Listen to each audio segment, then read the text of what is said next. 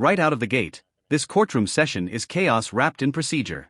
We've got missing witnesses, a judge who's clearly not in the mood for delays, and a defense trying to push forward anyway. But here's where it gets interesting. Cases can fall apart not because of innocence or guilt, but because someone simply didn't show up. And later? Things escalate fast, from dismissed charges to serious allegations involving digital evidence that could carry decades behind bars. So the real question is, are we watching legal strategy, or a system cracking under pressure? Stick with this, because every second matters. Mr. Poe, state your name for the record. Edward Poe. Thank you. So, Judge, today's date and time schedule for preliminary exam. The defense counsel, we're prepared to proceed, Judge. That is correct. It's a daytime set for examination. The one witness, an officer in charge, Deputy Ward, let me know that he is on scheduled vacation. He's off this week. He's on the asking for a brief adjournment. That's why I understand it. That's not the court's decision. And Judge, just for the record, defense counsel, we will move for dismissal, Judge. I believe the people have had more than enough time to secure their witnesses for this particular exam, Judge. Again, I'm not the people, Judge, but I'm not even certain how much. You want to keep going when you're winning? Thank you, Judge. I've been saying that all day to people. They just, I don't know. It's my friendly face. People want to talk to me. Yeah, maybe. All right. People being unable to proceed, this case is dismissed. That's without prejudice. Thank you very much, Judge. All right. Thank you, sir. Have a good day.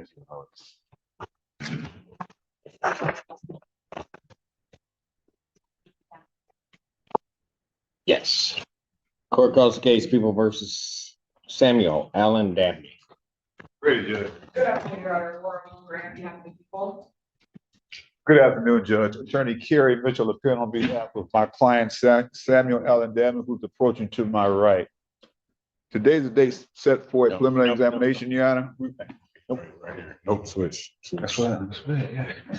All right.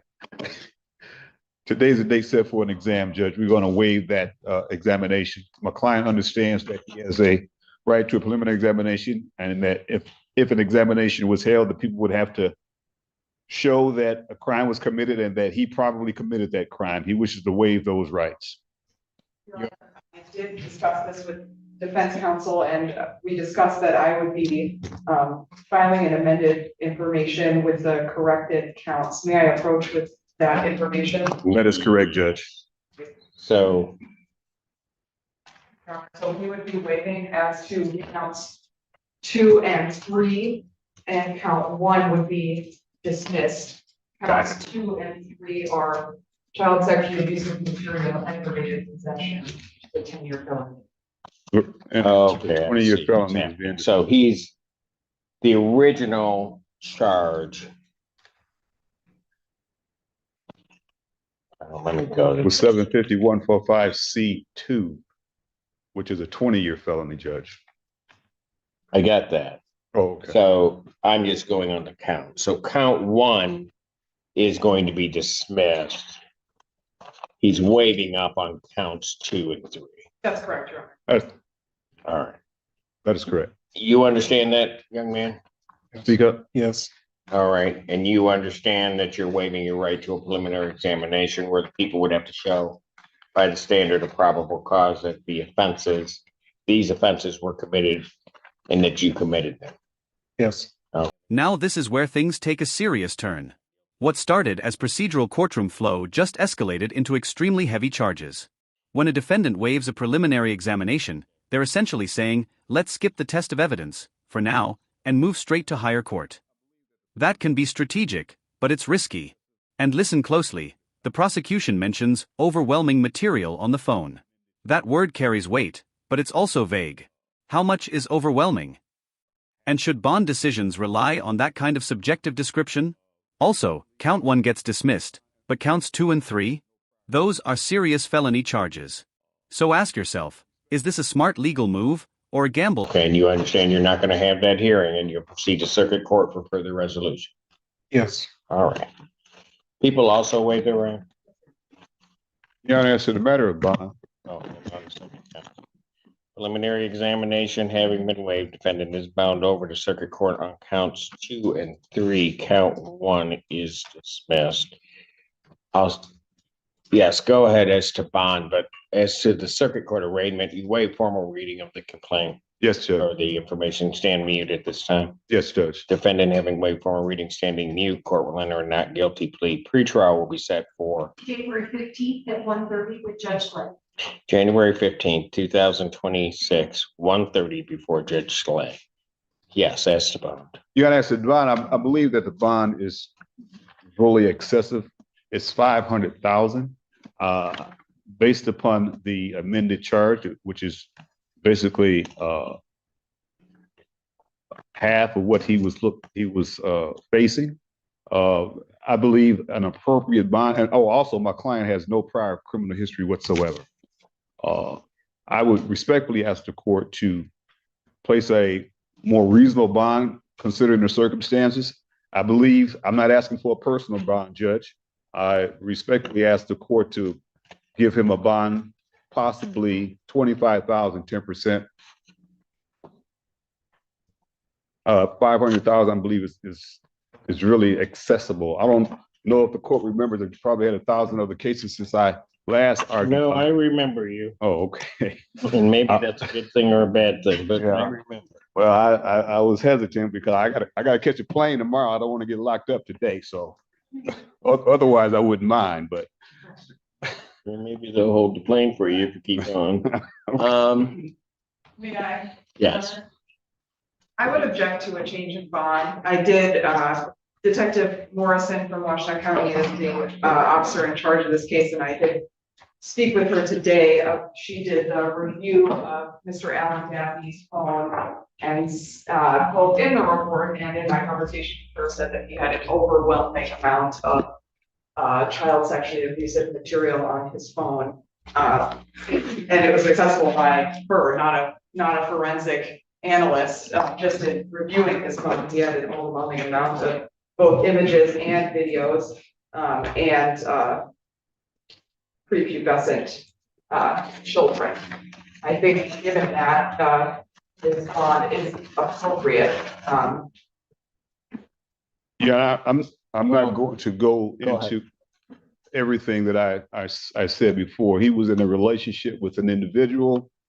This individual, I believe that given the circumstances and the bond is just really excessive. I don't want to get into the other underlying facts about, and the people know that this other person that was the target of this investigation is the main character in this situation. Let me ask this, and I understand that there have been a change in charges. I also know that sometimes when that happens, when there's a waiver up, it's a waiver up on 2, but given what would be this overwhelming amount of stuff, and again, I don't know what that is or necessarily quantifiably means, could there be potential other charges? I mean, certainly. I mean, I'm not suggesting it. I'm just trying to get a feel I for it. think it was Yep. not, in my viewpoint, charged correctly at the outset. And so part of this was to ensure that he was waiving up on the correct charges. But yes, I mean, he's waiving up on counts 2 and 3, but technically every image or photo or video that he had could be another charge. So the answer is yes. As to like a different charge, I at this time don't think so. This did originate as a Canton investigation into, yes, correctly, a wider ring of people of which the defendant was part of.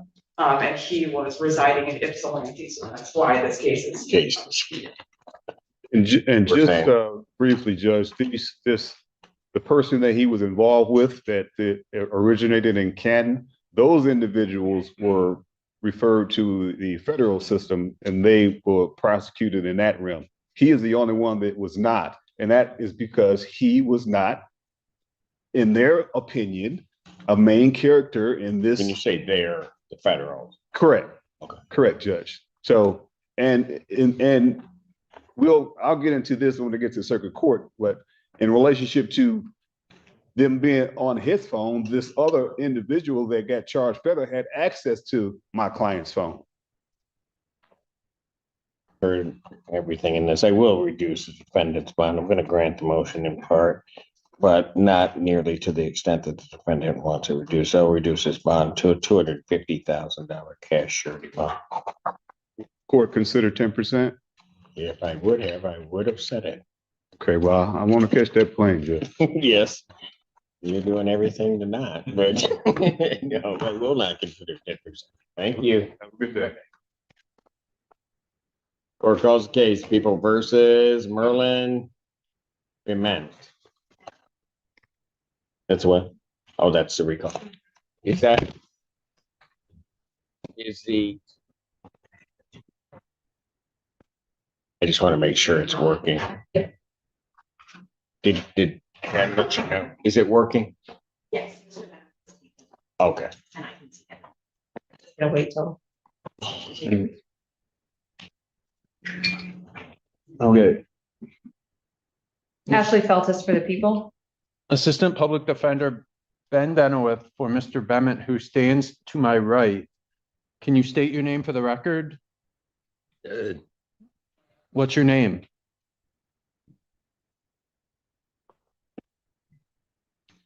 Okay. Would these headphones help you? Can you hear a little bit?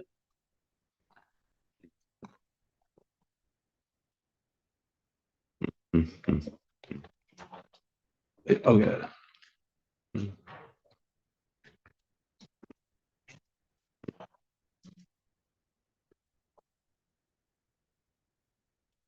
You want to try these?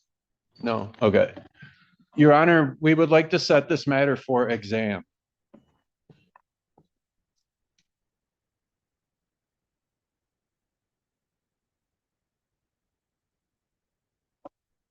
You have all of the discovery, Yes, Your Honor.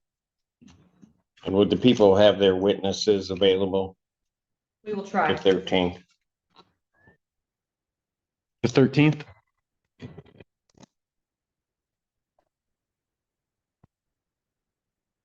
Preliminary examination in person will be set January 13th, 2026, 9 a.m. before a 15th District Court judge.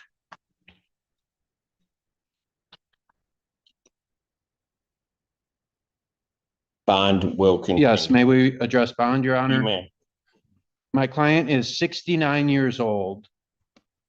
I looked him up in X jail. The only thing other than this case was a trespass warrant from 2011, which means he hasn't been arrested since 2011. I looked at his iChat, and that was clean. I don't know if he has out of state or suppressed cases, but it looked clean as far as what I can get. I'd indicate to the court his current bond is $500 and he can't make that. We'd ask the court to reduce that to a PR. This is a single witness case. No weapon was recovered, and there's no video. Mr. Bement is experiencing homelessness, but he's fine with staying at the Delana Center if the court would allow it. And he's being 69 years old. He's obviously retired. Your Honor, the defendant has extensive out-of-state history from Florida and California, dating back almost 50 years to 1977. Of course, I can't see all of the charges as clearly as I would be able to if they were in the state of Michigan. But what I was able to review showed an extensive assaultive history, including what was literally strong arm rape, I believe, as one of his cases.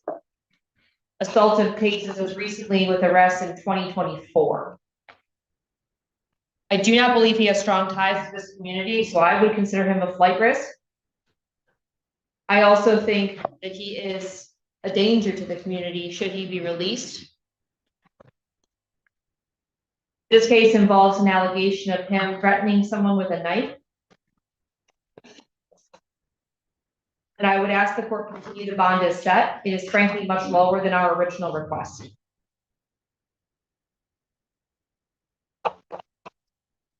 Anything else?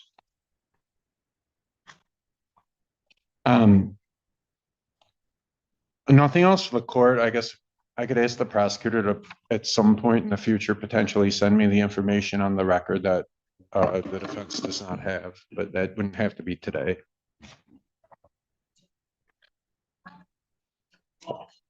I'm going to deny the request at this point and continue his bond as it said. I think it's appropriate.